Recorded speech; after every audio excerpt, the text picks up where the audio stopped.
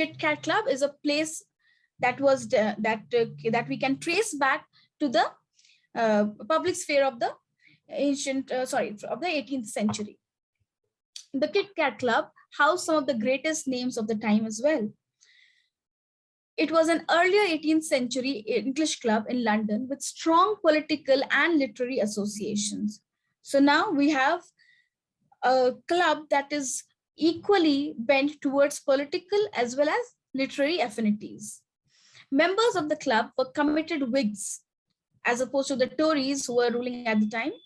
They met at the Trumpet Tavern in London and at Water Oakley in the Berkshire countryside. The first meetings were held at a tavern in Shire Lane, parallel with Bell Yard and now covered by the Royal Courts of Justice. It was run by an innkeeper called Christopher Cat.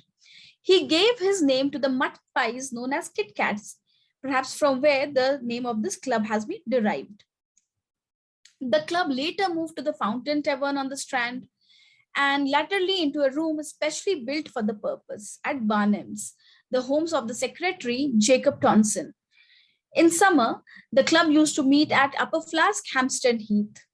It is possible that the club began at the end of the 17th century as the so-called Order of the Toast. It was one of the famous characteristics of the age where the people of the club used to drink to the health of the reigning beauties of the day, and verses in the praise of these beauties were also engraved on the glasses in which these toasts were raised. However, this was not all, and primarily it was to promote Whig objectives more than just the literary scene. So John Vanbrugh's modern biographer, Kerry Down, suggests that the club's origins go back to before the Glorious Revolution of 1688, and that its political importance for the promotion of Whig objectives was greater before it became known. Those objectives were a strong parliament, a limited monarchy, resistance to France, and the Protestant succession to the throne. Down cites John Aldmixon, who knew many of those involved and who wrote in 1735 of how some club members before the revolution of 1688 met frequently in the evening at a tavern near Temple Bar to unbend themselves after business and have a little free and cheerful conversation in those dangerous times. Horace Walpole, son of Kit Kat club member Robert Walpole, refers to the respectable middle-aged 18th century Kit Kat Club as generally mentioned as a set of wits, in reality, the patriots that saved Britain.